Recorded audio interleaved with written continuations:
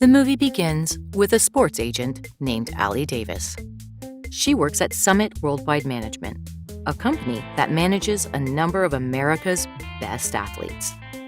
It is responsible for building an athlete's brand and bringing them product endorsements, magazine interviews, and many other opportunities. Allie is pumped about going to work because her boss, Nick, is set to promote one of the Summit's agents to a partner, and she is confident that it's her time. Allie is very competitive by nature and always works extra hard to stay on top of her male coworkers, who she doesn't see eye to eye with. Allie's assistant, Brandon, helps her manage her tight schedule. On her way to work with Brandon, Allie meets her new hot neighbor in the elevator, who she calls Captain Fucktastic. Allie is into him, but he completely ignores her, making her wish she could find out what's going on inside his head. Allie and Brandon arrive at the male-dominated management firm. She gathers around with her coworkers in the conference room for the major announcement. Seeing the guys discuss their sex life, Allie tells them to save it for their secret poker night, which they never invite her to. Fellow agents Kevin and Eddie assure her that there's no secret poker night. Nick finally arrives at the meeting and announces that Eddie has been selected as the new senior VP. Allie, who is naturally surprised as she was the most likely to be promoted, confronts Nick in his cabin. Nick acknowledges her hard work, but says that she doesn't connect well with the men at the company, and one of them vetoed her promotion.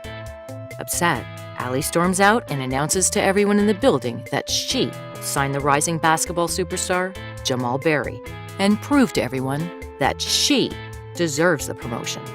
Later, she goes to meet her father, Skip, in his boxing gym. During a boxing session, Allie takes out her work frustration. To cheer her up, Skip takes Allie out for dinner. There, Allie finds the bartender named Will attractive and decides to stay after dinner to introduce herself. One thing leads to another, and the two end up having sex in Will's apartment. Allie is extremely aggressive in bed and always likes to dominate her partner. The next morning, Allie wakes up to Will's little son, Ben, wearing her panties on his head. Embarrassed, Allie gets up to learn that she is late for work. As she scrambles to collect her belongings to head for work, Allie notices a picture of Will with his wife. Angry at Will for not telling her about his marriage and child, Allie storms out of Will's home. At work, she joins her coworkers who are trying to work out a deal with Jamal and his father, Joe Dalla, who wants a magazine cover position with basketball legend and Allie's client, Lisa Leslie. Allie tries to convince Lisa about sharing the cover with Jamal, but Lisa flatly refuses to share the spotlight with a newbie. Failing to secure a magazine cover for his son throws Joe's intentions to work with Allie out the door. That evening, Allie joins her best friend Mary's bachelorette party with her other friends Olivia and Sierra. Olivia reveals that she has hired a psychic named Sister to read their fortunes for fun. Allie is still upset about her promotion, so the girls encourage her to go first. Allie doesn't believe in psychics, but when the sister correctly determines her work frustrations and a potentially budding relationship with Will after reading her cards, she becomes a believer. Sister then gives her a foul-smelling tea to drink to help her with her troubles.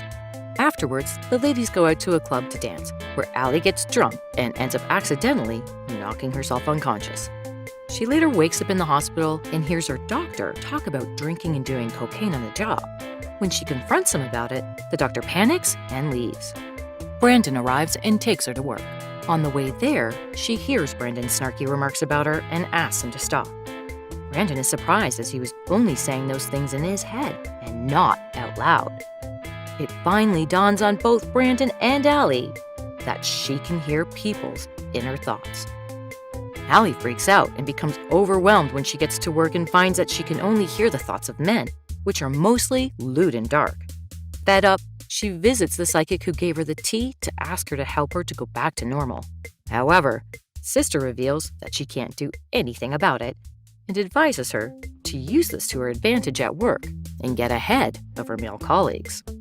At work, using her newfound power, Allie learns from Kevin about the secret poker night with Jamal's father, Joe, and some other guys at Nick's house.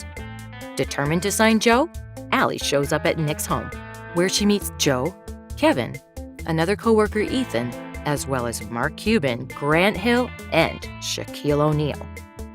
She easily beats the guys at poker, but when it comes down to her and Joe, Allie lets him win to be on his good side.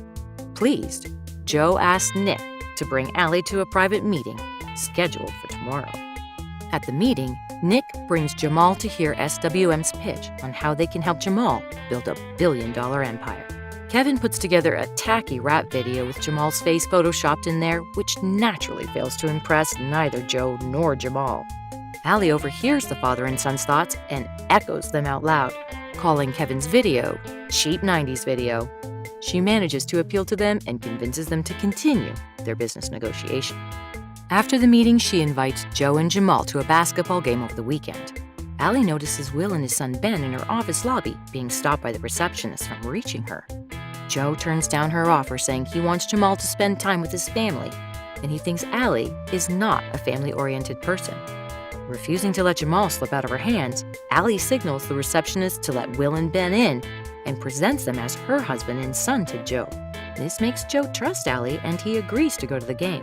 After Joe and Jamal leave, Will reveals that he's there to return her driver's license that she dropped at his place. He also reveals that he is not married and his wife died a while back. Allie feels bad for assuming things about Will and invites him and little Ben to the game to make up for it. Kevin later confronts Allie for shitting on his presentation in front of everybody. Allie retorts by saying that he deserved it because he was the one who voted her down so that Eddie could win. Kevin is flabbergasted by the accusation and denies doing any such thing. He further says that he believes in numbers, and since she always brings the numbers, he has always supported her. Kevin's inner thoughts prove that he is telling the truth, which surprises Allie. Kevin tells her that people voted her down because she never tries to be friends with anyone at the office. Allie responds that if she were a man, they would say she was driven, and Kevin thinks in his head that everyone would just say she's a dick. At the game, Allie keeps up the facade of a family-oriented woman. Ben mentions his 6th birthday is coming up and says he wants a race car cake. Allie promises to fulfill his wish, and the little boy gives her an unexpected hug, impressing Joe. After the game, Joe tells her that he is keen to sign with SWM. The next day, Brandon sets Allie and her fake husband Will to go on a double date with Mary and her fiancé James, despite her protest. Although she agrees to go, she tells him that he is starting to act like her agent. Brandon thinks to himself that he should be an agent, and Allie tells him that it takes a lot to be an agent and that he's not ready yet. At the double date, Allie overhears James thinking about cheating on his fiancée with the waitress. Disgusted, Allie whacks him in the nuts and pretends as if it was an accident. Distrustful of men, Allie takes her frustration out on Will, but she changes her mind when she hears Will's sweet thoughts about her. Afterwards, Allie goes to Will's place to have sex. This time, Will makes her ease up on the aggression, leading to an incredible experience for both of them. Just as things are starting to look good for Allie, Joe organizes a press conference where he announces that he is taking his son to China. It's revealed that Jamal's Chinese deal was orchestrated by Ethan, who has left SWM for another agency. Nick is pissed at the deal and blames Allie for the company's failure to secure Jamal.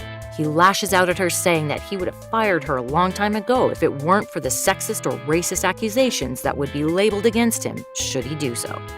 Offended, Allie challenges him to fire her from his company, claiming that her clients would follow her out the door. Outside, Nick sees Will and spills the beans to him about Allie using him and his son to secure the deal with Joe. Allie tries to explain herself, but an upset Will storms out of the building.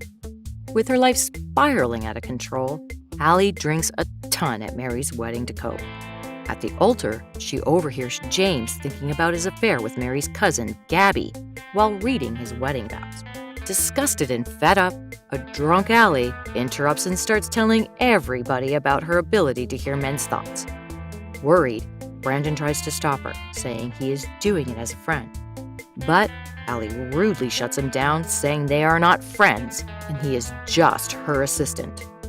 Upset, Brandon leaves. Allie then tells everyone about James and Gabby's affair. James denies having any affair, but Gabby admits and apologizes to her cousin. When Sierra accuses Allie of being jealous of her friends for being married, Allie tells everyone about Sierra's husband's affair with another man. The double expose leads to mayhem, and Sierra and her sister-in-law getting into it. During the fight, the latter accidentally knocks Allie out with a vase. Allie wakes up in the hospital again and meets the same doctor. This time, Allie can't read the doctor's thoughts. Turns out, she can no longer hear people's thoughts. The doctor reveals that he is working on his alcohol and coke addiction. Allie then notices that no one has shown up for her at the hospital, and she realizes how she has destroyed all her relationships. To correct her mistake, Allie apologizes to Brandon at work. She also confesses that he has everything it takes to be an agent, and she only told him otherwise because she wanted to keep him as her assistant. Brandon forgives her, and when they discuss Jamal, it suddenly hits her that she should have focused more on listening to Jamal's heart and not his and Joe's mind. She then meets him at his favorite park and plays basketball with him. She congratulates him and advises him to always listen to his heart. Later, Allie visits her girlfriends over dinner and apologizes to them. They forgive her, but on the condition that she will pay for Margarita Mondays from now on. The NBA drafts begin and Jamal is signed by the Atlanta Hawks. He has listened to his heart and decided to stay in Atlanta. Joe talks to Allie and tells her his decision to hire her as Jamal's agent. The next day at a meeting, Nick announces that he has decided to promote Allie to a partner. However, Allie reveals that she no longer wishes to be a part of the boys' club, so she is quitting the company to start her own firm with Kevin as her partner, and she is taking all of her clients with her. She also makes Brandon an agent at her new firm. Allie then goes to Little Ben's birthday party, bringing his favorite cake with her. Will is still upset with her, but after hearing her heartfelt apology, he decides to give her another chance and embraces her. Thanks for watching, guys.